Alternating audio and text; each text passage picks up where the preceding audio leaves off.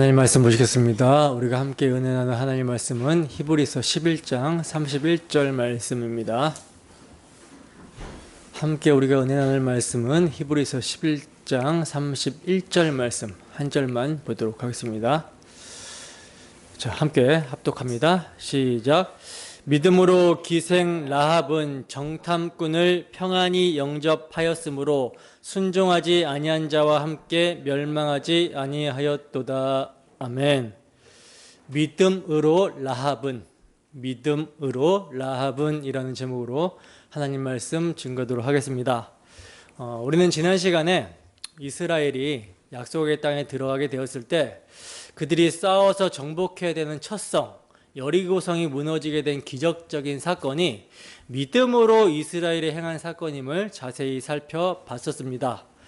히브리서 기자는 믿음으로 이스라엘이 여리고를 7번 도니 그 성이 무너지게 되었다라고 성경의 독자들에게 증거를 하고 있었죠.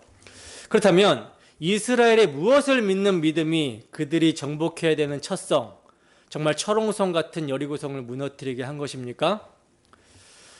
하나님께서 그들의 조상들에게 약속하신 메시아 언약, 약속의 말씀의 능력이 이스라엘 백성들로 하여금 믿음으로 여리고를 7번 돌게 하였고 그 결과 여리고 성이, 그 철옹성 같은 여리고 성이 무너지게 되었던 것이죠. 여러분, 하나님의 메시아 언약, 그 약속의 말씀의 능력으로 이스라엘이 믿음으로 여리고를 7번 돌았을 때 그 성이 무너져 내렸다라는 것은요, 하나님의 언약을 믿음으로 나아가는 이스라엘을 영접하지 않는 자는 심판을 받게 된다라는 것을 의미합니다. 하나님께서는요, 아브라함을 택하시고 그에게 메시아 언약을 세워주셨을 때 너를 축복하는 자는 내가 축복할 것이고 너를 저주하는 자는 내가 저주할 것이다 라고 이렇게 말씀을 하셨어요. 이것은요, 아브라함을 축복의 통로, 즉 아브라함의 씨로 여자의 후손 메시아를 보내실 것이기 때문입니다. 따라서 아브라함을 영접하고 그를 축복하는 것은 하나님이 그에게 세워주신 메시아 언약을 환영하고 영접하고 받아들이는 것이 되기 때문에 복을 받게 되지만, 그렇지 않고 아브라함을 대적하고 저주하는 것은 뭡니까? 하나님이 아브라함에게 세워주신 메시아 언약을 배척하고 부정하는 것이 되기 때문에 저주를 받게 되는 거예요. 근데 지금 이스라엘 백성들은 아브라함의 후손으로서 무엇을 가지고 여리고를 돌고 있습니까? 그들의 조상 아브라함에게 세워주신 메시아 언약을 믿음으로 여리고성을 돌고 있죠. 그러므로 여리고가 무너졌다라는 것은요, 이스라엘을 영접하지 않았기 때문에, 즉 이스라엘에게 세워주신 메시아 언약을 그들이 배척했기 때문에 심판받았다라는 것을 의미하는 거예요. 다른 말로 어린 양 아래에 있는 이스라엘을 영접하지 않은 것, 어린 양의 피를 믿지 않고 배척했기 때문에 심판을 받은 것입니다. 사실 여러분, 이스라엘의 가나안 정복 전쟁은요, 죄악이 관영한 가나안 땅을 심판하는 진멸 전쟁이에요. 하나님께서 아브라함에게 언약을 세워주시면서 약속의 땅, 가나안 땅을 주시겠다라고 하셨을 때 바로 주시지 않은 이유를 창세기 15장에서 뭐라고 말씀하고 있었죠? 그 땅의 죄악이 아직 관영하지 않았기 때문이다 라고 말씀을 하셨잖아요. 근데 이제 이스라엘이 광야 생활을 청산하고 약속의 땅으로 들어가서 정복전쟁을 하게 되었다라는 것은 그 땅의 죄악이 가득 찼기 때문이라는 거예요. 따라서 가나안은요, 진멸당에 마땅한 땅입니다. 그리고 그 땅의 심판의 근거는 약속의 말씀, 어린 양의 피에 있다라는 거예요. 그런데 그 진멸받아 마땅한 가나안 땅의 그 첫성이 여리고인데요. 이 여리고에 누가 살고 있냐면 기생 라합이 살고 있는 거예요. 히브리서 기자는 이 기생 라합을 믿음의 선진으로 기록을 하고 있습니다. 기생 라합. 여러분, 지금까지 믿음의 사람들과 참으로 어울리지 않는 사람이죠. 직업은 뭐 좋게 말해서 기생이지 나쁘게 말하면 몸 파는 여자 창녀입니다. 더 나아가 이스라엘 사람도 아닌 진멸당에 마땅한 이방 여자예요. 근데 이 사람이요, 어디에 족보에 올라가냐면 예수님의 족보에 올라갑니다. 육신으로는 다윗의 후손으로 오시는 예수님의 조상이 된다라는 거예요. 그러면 우리 생각에 예수님의 족보에 오르는 사람이라면 라합의 직업을 굳이 밝힐 필요가 있는가라고 하는 이런 생각을 하게 되는데, 그러나 성경은 인간의 수치스러운 부분을 그대로 적시하여 보여줍니다. 성경은 인간 세상에 일어나는 온갖 흉측하고 잔인하고 더럽고 추악한 일들을 빼지 않고 그대로 다 기록하고 있습니다. 뭘 고발하는 것입니까? 진멸받아 마땅한 죄 아래에 있는 세상이 어떠한 모습인지를 고발하고 있는 것이죠. 따라서 진멸받아 마땅한 가나안, 그리고 그 가나안의 첫 성은요, 세상을 상징하는 것이고요, 그 안에 살고 있는 기생 라합은 오늘날 우리를 상징하고 있는 거예요. 진멸당에 마땅한 여리고성 안에 우리 자신이 살고 있다라고 하는 인식이 되지 않으면요, 믿음의 이야기는 나와 아무런 상관없는 이야기가 됩니다.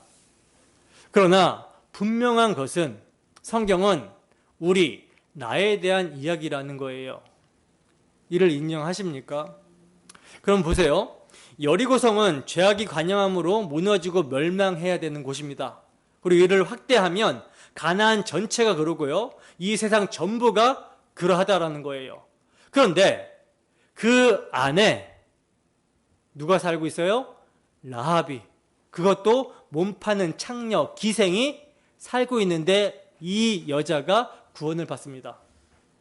도대체 그가 무엇을 어떻게 하였기 때문에 멸망하는 여리고 성에서 멸망당에 마땅한, 진멸당에 마땅한 세상에서 구원을 받은 것인가? 성경은요, 이를 믿음으로라고 말씀합니다. 믿음으로. 본문 31점 다시 읽습니다. 시작.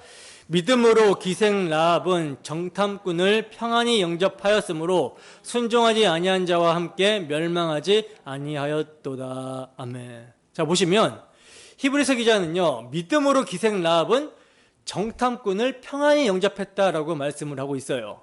다시 말하면 기생 라합의 믿음이 정탐꾼을 평안히 영접한 것으로 나타났다라는 것입니다. 그리고 그 결과 순종하지 아니한 자와 함께 멸망하지 아니하였도다라고 말씀합니다. 그러니까 기생 라합의 믿음이 정탐꾼을 평안히 영접한 것으로 나타나는데, 그 정탐꾼을 영접한 것이 믿음의 순종이었다라는 거예요. 그렇다면 기생 라합으로 하여금 정탐꾼을 평안히 영접하게 한 믿음, 순종하게 한 믿음은 무엇을 믿는 믿음인가? 놀랍게도 여러분, 기생 라합이 믿은 믿음도요, 하나님의 언약, 하나님의 약속의 말씀을 믿는 믿음입니다. 믿음은 들음에서 나고, 들음은 그리스도의 말씀인데, 지금 기생 라합이 하나님의 약속의 말씀을 듣고 그 약속의 말씀의 능력으로 그녀가 믿게 되었다라는 거예요. 그리고 그 믿음으로 순종했다라는 것입니다. 정탐꾼을 영접함으로 순종했다라는 거예요. 여호수아 2장 1절에서 14절 말씀입니다. 함께 읽습니다. 시작. 눈의 아들 여호수아가 시딤에서 두 사람을 정탐꾼으로 보내며 이르되 가서 그 땅과 여리고를 엿보라 하며 그들이 가서 라합이라고 하는 기생의 집에 들어가 거기서 유숙하더니 어떤 사람이 여리고 왕에게 말하여 이르되 보소서 이 밤에 이스라엘 자손 중에 몇 사람이 이 땅을 정탐하러 이리로 들어왔나이다. 여리고 왕이 라합에게 사람을 보내어 이르되 내게로 와서 내 집에 들어간 그 사람들을 끌어내라. 그들은 이 온 땅을 정탐하러 왔느니라. 그 여인이 그 두 사람을 이미 숨긴지라 이르되 과연 그 사람들이 내게 왔었으나 그들이 어디서 왔는지 나는 알지 못하였고 그 사람들이 어두워 성문을 닫을 때쯤 되어 나갔으니 어디로 갔는지 내가 알지 못하나 급히 따라가라 그리하면 그들을 따라잡으리라 하였으나 그가 이미 그들을 이끌고 지붕에 올라가서 그 지붕에 버려놓은 3대에 숨겼더라.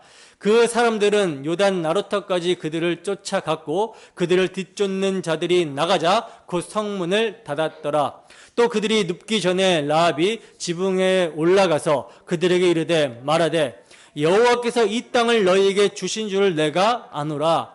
우리가 너희를 심히 두려워하고 이 땅 주민들이 다 너희 앞에서 간담이 녹나니 이는 너희가 애굽에서 나올 때에 여호와께서 너희 앞에서 홍해물을 마르게 하신 일과 너희가 요단 저쪽에 있는 아모리 사람의 두 왕 시온과 오게게 행한 일 곧 그들을 전멸시킨 일을 우리가 들었음이니라. 우리가 듣자 곧 마음이 녹았고 너희로 말미암아 사람이 정신을 잃었나니 너희의 하나님 여호와는 위로는 하늘에서도 아래로는 땅에서도 하나님이시니라. 그러므로 이제 청하노니 내가 너희를 선대하였은즉 너희도 내 아버지의 집을 선대하도록 여호와로 내게 맹세하고 내게 증표를 내라.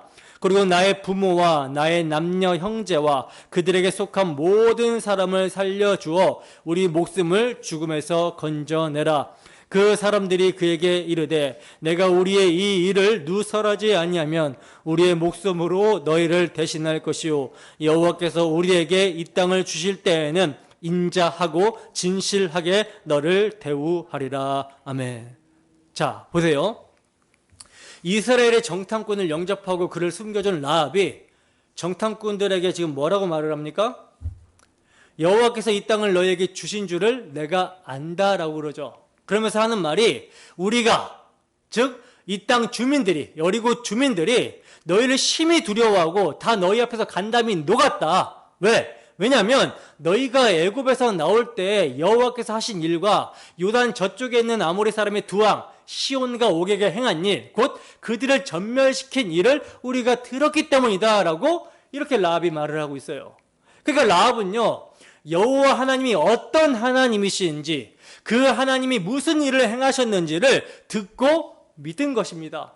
그 믿음의 핵심은 어린 양의 피로 애굽의 장자들을 치시고 그 어린 양의 피 아래 있는 이스라엘을 홍해에서 건지실 때 애굽의 군대를 수장시켜 버리신 하나님을 믿는 믿음입니다. 하나님께서는요 애굽을 재앙으로 치실 때 모세를 통해 바로에게 이렇게 말씀을 하셨어요. 출애굽기 9장 16절입니다. 함께 읽습니다. 시작. 내가 너를 세웠음은 나의 능력을 내게 보이고 내 이름이 온 천하에 전파되게 하려 하였음이니라. 아멘. 보시면 하나님께서 바로를 세우신 이유를 뭐라고 합니까? 나의 능력을 보이고 내 이름이 온 천하에 전파되게 하려고 이 목적으로 세우셨다라고 말씀을 하고 있어요. 그러면 온 천하에 전파되게 될 하나님의 이름은 어떤 이름을 말하는 것이겠습니까? 이스라엘의 조상들에게 세워주신 언약을 이루시기 위해 이스라엘을 애굽에 종되었던 곳에 재앙을 내리시고 유월절 어린 양의 피로 구원하시는 하나님 여호와를 말하는 거예요.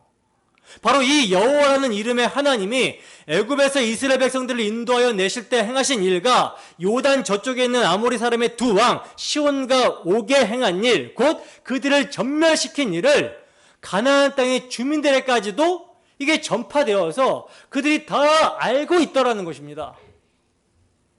그들이 그 소문을 듣고요 심히 두려워하고 간담이 높고 그들로 말미암아 정신을 잃었다라고 말씀을 하고 있어요. 그런데요 문제는 뭐냐면 그렇게 여리고의 모든 사람들이 다 이스라엘의 하나님이 어떤 하나님인지 그 소문을 듣고 다 알고 있는데 기생 라합 빼고는 한 사람도 이스라엘의 하나님을 영접하지 않았다라는 것입니다. 사실 세상의 사고로 보면 라합이 제정신이 아닌 것이죠. 정신 나간 것이죠. 왜냐하면 아무리 적국이 강해도 자신의 나라를 침략해 온다고 하면은 목숨을 걸고 지키고 싸우고자 하는 것이 정신이 제대로 박혀 있는 사고이기 때문이라는 거예요. 여러분이 여리고의 주민이라고 한번 생각해 보세요. 지금 적군이 쳐들어옵니다. 무척이나 강한 적군이에요. 정말 그 소문을 듣고 정말 벌벌벌 떨 정도로 적군이 강합니다. 근데 그 적군이 쳐들어오고 있어요. 그러면 어떻게 해야 마땅합니까? 아무리 적군이 강할지라도 살기 위해서 성벽을 더욱 튼튼히 하고 보초를 세우고 철통같이 자기 성을 지키려고 해야 되는 것이 마땅한 모습인 것이죠. 그것이 나라와 민족을 위하는 충성하는 모습입니다. 평상시에는 뭐 야당이니 여당이니 하면서 지들끼리 막 싸우더라도, 편가르고 싸우더라도 외부의 적이 쳐들어오게 되면 자기의 가족을 지키고 재산을 지키기 위하여 대동단결하여 적을 물리쳐야 되는 모습이 정상적인 모습이라는 거예요. 그것이 국가에 충성하고 부모에게 효도하고 자기 가족을 지키는 길이지 않겠습니까? 그런데 기생 라합은요, 여호와의 군대에서 자기 나라 가나안을 진멸하기 위해 보낸 정탐꾼을 어떻게 하고 있어요? 고발하지 않고 영접을 하고 있습니다. 이것은 여리고 편에서 보면 어떤 모습이죠? 조국을 배신한 모습이고 나라를 망하게 하는 매국노의 모습인 것이죠. 국가보안법에 따르면 사형에 해당되는 죄입니다. 근데 성경은요, 정탐꾼, 즉 스파이를 숨겨주기 위해 거짓말을 한 반역자 기생 라합을 믿음의 순종을 한 사람으로 기록을 하고 있다는 것입니다. 여러분, 오늘날 현대 교회에서 많은 사람들이 순종을 어떻게 생각을 하고 있습니까? 기복주의자들이 생각하는 조건적인 어떤 순종 말고 그나마 건전한 개혁교회에서 순종을 어떻게 말하고 있죠? 우리가 이제 예수님을 믿었으니 성화하자, 하나님의 영광을 위해서 하나님의 말씀에 순종을 잘 하자라고 하면서 십계명을 잘 지키는 것, 윤리적으로 도덕적으로 착하고 바르게 사는 것을 순종으로 말을 하고 있잖아요. 물론 윤리적으로 도덕적으로 마땅히 바르게 살아야 합니다. 그러나 선악 따먹은 세상의 윤리와 도덕의 잣대로 성경은 순종을 말하고 있지 않다는 거예요. 그러한 기준으로 보면요, 지금 이 라합의 순종을 어떻게 설명할 수 있겠습니까? 당시의 여리고 안에는 정말 법 없이도 살 수 있는 그러한 윤리적이고 도덕적인 사람들이, 착한 사람들이 굉장히 많았을 것입니다. 그런데 그런 사람에 비하면 지금 라합은요, 몸 파는 여자예요. 기생입니다. 그리고 정탐꾼을 영접한 그녀의 모습은 세상의 기준으로 보면 절대 윤리적이고 도덕적인 모습이 아니죠. 왜? 간첩이고 나라를 팔아먹은 매국노의 모습이기 때문에 그래요. 근데 왜 이런 기생 라합의 행위가 순종이요, 믿음의 행위가 되는 것입니까? 그것은 그녀가 약속의 말씀의 능력에 의해 자신이 진멸당에 마땅한 존재라는 사실과 내가 속한 나라가 심판받아 마땅한 나라임을 알았기 때문입니다. 따라서 자신이 진멸당하여 마땅한 사실을 아는 사람은요, 여호와의 군대에 항복을 하게 되는 거예요. 그러나 자신이 정당하고 옳다고 생각하는 사람은요, 자신과 자신이 속한 가정, 회사, 국가가 늘 안정적이고 발전하여 영원한 영광을 누려야 하는 것이 당연하고 진리라고 여깁니다. 이런 사람들은 여호와를 대적하게 되는 것이죠. 그러므로 여호와의 군대 앞에 무릎을 꿇고 항복하는 것이요, 약속의 말씀을 믿음으로 인한 순종이 되는 거예요. 여러분, 라합이 여호와의 군대의 정탐꾼을 영접한 것은요, 오늘날 우리에게는 예수 그리스도를 영접하는 것과 마찬가지입니다. 예수 그리스도를 영접하는 것은 여호와께는 믿음의 순종이지만 이 세상에서는요, 반역이에요. 그동안 이 세상의 공중권세 잡은 자가 통치하는 세상에서 눈에 보이는 세상이 다인 줄 알고 세상의 영광을 구하면서 살았던 사람이 갑자기 이 세상을 배신하게 되었을 때 공중 권세 잡은 자가 가만히 내버려 두겠습니까? 이 세상의 영광이 아닌 하나님 나라를 구한다라는 것은요, 세상의 편에서 보면, 마귀의 편에서 보면 반역인 것입니다. 그러면 오늘날 우리가 예수를 믿는다라는 것은요, 예수님의 십자가 복음의 말씀의 능력으로 믿음이 주어져서 믿게 된 것이고, 그 믿음은 십자가를 통해 세상을 보게 하기 때문에 이 세상이 멸망했다라는 것을 알고 예수의 이름 앞에 무릎을 꿇게 되는 것입니다. 이것이 기생 라합의 믿음의 순종이었어요. 그렇다면 믿음으로 기생 라합이 정탐꾼을 영접하여 살려준 것을 자기 공로로 자랑할 수 있겠는가? 있겠습니까? 결코 그럴 수 없죠. 왜냐하면 라합이 하나님께 자신의 구원을 위해 정탐꾼을 보내달라고 요청한 것이 아니기 때문이라는 거예요.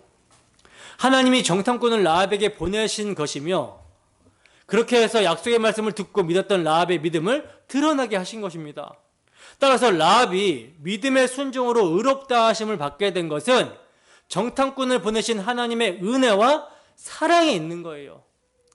라합이 믿게 된 것은, 그리고 라합이 믿음의 순종을 하게 된 것은 순전히 하나님의 은혜와 사랑에 그 원인이 있다라는 것입니다. 따라서 자랑은 하나님께만 자랑과 영광을 돌려야 되는 것이죠. 여러분, 마른 뼈에 힘줄이 생기고 살이 생기는 것은요, 마른 뼈에게 공로가 있어서 생기게 된 게 아니라는 거예요. 마른 뼈란 아무것도 할 수 없는 죽은 상태일 뿐입니다. 근데 하나님의 살아있고 운동력 있는 말씀이 살이 생기게 하고 마른 뼈에 힘줄이 돋게 하는 거예요. 그리고 그 살아계신 하나님 말씀이 생기가 되어 살리시는 것입니다. 이것이 바로 하나님의 능력과 사랑의 결과인 거예요. 바로 이 하나님의 은혜와 사랑이 라합에게 임하였기 때문에 그녀는요, 믿음이 주어지게 되었고, 그 믿음에 의하여 자신과 자신의 나라가 하나님에 의해 멸망하게 될 것을 알고 항복한 것입니다. 정탐꾼을 영접한 것입니다. 이것은요, 쉽게 볼 수 있는 내용이 아니죠. 지금 라합은 목숨을 건 순종을 한 거예요. 왜냐하면 정탐꾼을 숨겨줬다가 발각을 당하게 되면 라합은 죽게 됩니다. 그러니까 그녀는 믿음으로 목숨을 걸고 정탐꾼을 도운 거예요. 더 나아가 약속의 말씀을 믿는 믿음으로 그녀는요, 자신이 지금까지 살아왔던 나라, 즉 자신의 삶의 터전을 버렸습니다. 모든 것을 버리고서라도 멸망의 나라에서 벗어나 생명의 나라에 참여되는 것이 중요하다라는 것을 그녀가 알았던 것이죠. 그래서 자신의 나라를 버리고 정탐꾼을 도와준 거예요. 이게 여러분, 주 예수의 피의 능력입니다. 주 예수의 피의 능력이 성도로 하여금 믿음으로 이러한 삶을 살게 하는 거예요. 여러분, 이러한 믿음으로 사는 삶을 세상이 좋아할까요? 결코 아니죠. 정말로 우리가 믿음으로 살게 되면요, 세상으로부터 외면당하게 되어 있습니다. 히브리서 10장 33절 말씀입니다. 함께 했습니다. 시작. 혹은 비방과 환난으로서 사람에게 구경거리가 되고 혹은 이런 형편에 있는 자들과 사귀는 자가 되었으니. 아멘. 여러분, 썩어질 세상의 영광을 구하지 아니한다라는 것으로 비방과 환난으로서 사람에게 구경거리가 되고요, 또 이러한 사람과 사귀는 자 되는 것이 어떤 모습이라고 증거합니까? 약속의 말씀을 믿는 자의 순종의 모습이라고 성경은 증거합니다. 성경에 예를 들면 이런 사람이 이제 노아였죠. 노아. 여러분, 노아가 무엇을 전하고 살았습니까? 하나님의 원시 복음, 약속의 말씀을 믿지 아니하는 이 세상에 물로 심판이 임할 것을 전하며 살았어요. 전하며 살았습니다. 그러니까 약속의 말씀을 믿고 나와 같이 방주를 만들자고, 방주 안으로 피해야 산다고 120년 동안 노아는 외쳤다라는 거예요. 그런데 그런 노아를 세상 사람들이 어떻게 여겼습니까? 미친 사람으로 여겼죠. 그러므로 노아와 사귀는 사람이요, 그 가족 외에는 아무도 없었다고 성경은 증거하고 있는 거예요. 당시 사람들은 세상이 심판당한다라고 하는 사실을 전하는 노아의 말을 미친 사람의 말로 여기고, 먹고 마시고 사고 팔고 시집가고 장가가고 그 재미로 살다가 홍수가 나서 죽을 때까지 깨닫지 못했다라고 성경은 증거합니다. 그러면 노아가 자신이 믿음으로 의의 도를 전하고 의의 후사가 될 수 있었다고 이를 자랑하고 자신의 공로를 주장할 수 있을까요? 노아가 이렇게 살았다고, 자신은 믿음으로 이렇게 살았다고 자신의 어떠함이나 자신의 공로를 주장할 수 있겠냐는 거예요. 결코 그럴 수 없죠. 왜 그렇습니까?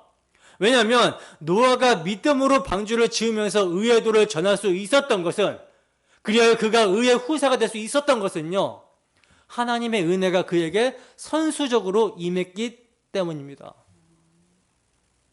그렇다면 노아나 기생 라합이 믿은 바 그 믿음의 순종의 공통점이 무엇입니까? 이 세상이 망한다라는 것을 보고 세상을 배신한 것이죠.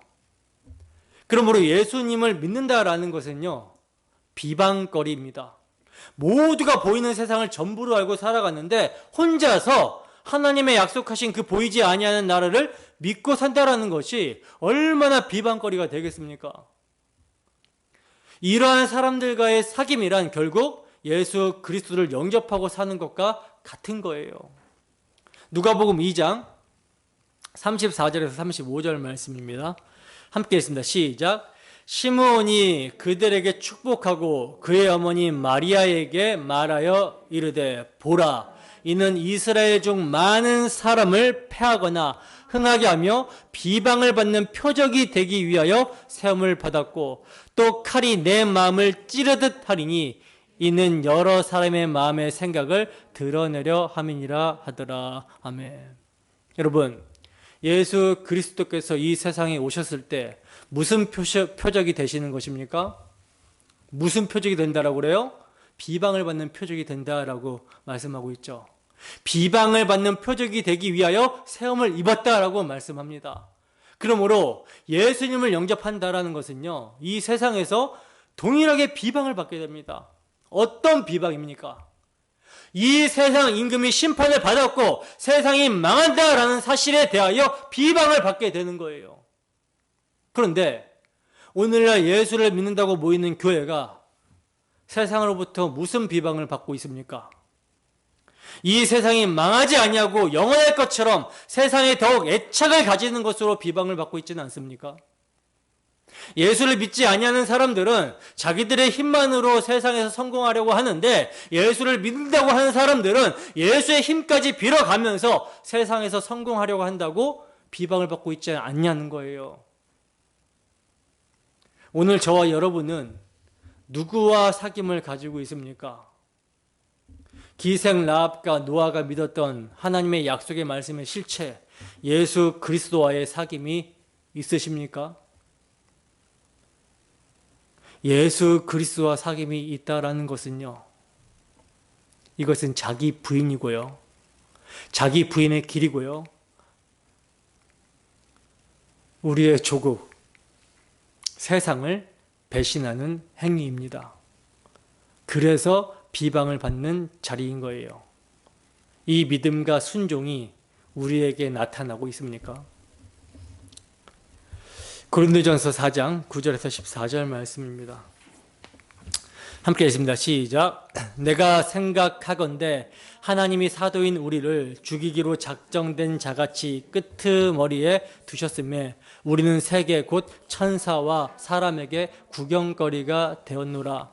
우리는 그리스도 때문에 어리석으나 너희는 그리스도 안에서 지혜롭고, 우리는 약하나 너희는 강하고, 너희는 존귀하나 우리는 비천하여 바로 이 시각까지 우리가 줄이고 목마르며 헐벗고 매맞으며 정처가 없고 또 수고하여 친히 손으로 일을 하며 모욕을 당한 즉 축복하고 박해를 받은 즉 참고 비방을 받은 즉 건면하니 우리가 지금까지 세상의 더러운 것과 만물의 찌꺼기 같이 되었도다. 내가 너희를 부끄럽게 하려고 이것을 쓰는 것이 아니라 오직 너희를 내 사랑하는 자녀같이 권하려 하는 것이라. 아멘. 여러분, 바울 사도가요, 예수 그리스도의 십자가의 도를 믿음으로 말미암아 세계 곧 천사와 사람들에게 구경거리가 되었다라고 말씀합니다. 줄이고 목마르며 헐벗고 매맞으며 정처 없고 또 수고하여 친히 손으로 일을 하며 모욕을 당한 즉 축복하고 박해를 받은 즉 참고 비방을 받은 즉 건면하니 우리가 세상의 더러운 것과 만물의 찢기같이 되었다라고 말씀을 하고 있어요. 왜 바울 사도가 이러한 모습으로 가게 되었습니까? 세상을 배신했기 때문에. 주 예수를 믿음으로 세상을 배신했기 때문에 이런 대접을 받았었던 것입니다. 여러분, 우리가 예수를 믿는다고 하면서 예수님과 사귀면서 이런 대접을 세상으로부터 받고 있습니까? 이러한 길을 가고 있습니까? 사실 누가 스스로 이러한 길을 갈 수가 있겠습니까? 바울 사도는 특별한 사람이고 의지가 강해서 이런 길을 가게 된 것입니까? 결코 아니죠. 오직 은혜로 이 길을 갔던 거예요. 오직 은혜로 이 길을 인내하면서 그것도 기뻐하면서 갔던 것입니다. 왜냐하면 오직 은혜로 예수 믿는 자를 박해하는 박해자요 폭행자인 그에게 누가 찾아와 주셨어요? 예수님이 찾아와 주셨고, 그 폭행자요 박해자였던 바울 사도를 예수님이 당신의 피 흘리신 십자가 사랑으로 용서하여 주셨기 때문에, 죄인 중에 괴수를 용서하여 주셨고 그에게 또 하늘의 기업을 주셨기 때문에 그 사랑에 붙들려서 바울 사도가 세상에 대하여 죽는 삶을 살 수 있었던 것입니다. 그 십자가의 도가 생명임을 묵노와 외치며 삶으로 살아낼 수가 있었다는 거예요. 그리고 그의 고백, 그리고 그렇게 살았던 그의 고백이 어떤 고백입니까? 나의 나 된 것은 하나님의 은혜라고 고백을 합니다.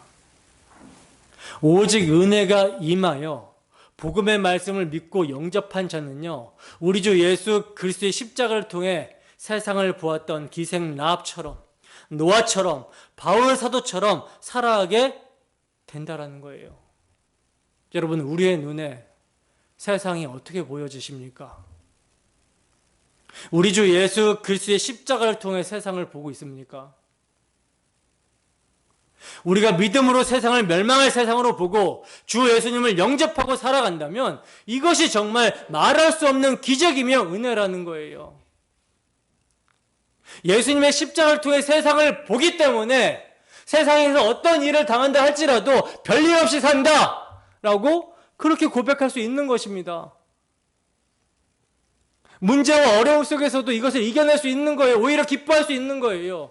오히려 찬양할 수 있는 것입니다.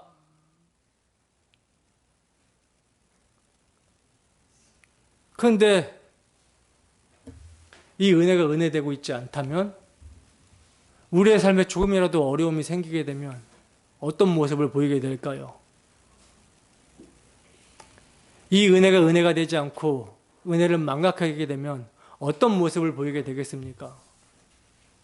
바로 우리의 입에서 원망과 불평이 나오고 세상의 영광과 세상의 가치가 망하지 않을 것처럼 커 보이고 그것을 추구하는 모습으로 가게 되겠죠. 그러나 죄송합니다만 하나님께서 택하신 자들은 그렇게 놔두시지 않습니다.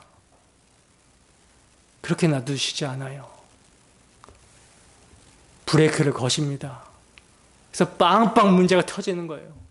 문제가 터져서 브레이크를 딱 거시고 거기에서 눈을 들어 하늘에 소망을 두게 하고 그리스도께 집중하게 합니다. 그러할 때요, 내가 문제라고 여겼던 것들, 내게 고난이라고 여겼던 것들, 어려움이라고 여겼던 것들이 아무것도 아닌 것이 되는 거예요. 별일 없는 것이 되는 거예요. 그리고 그 문제들도 해결이 되게 되는 역사를 보게 되는 것입니다.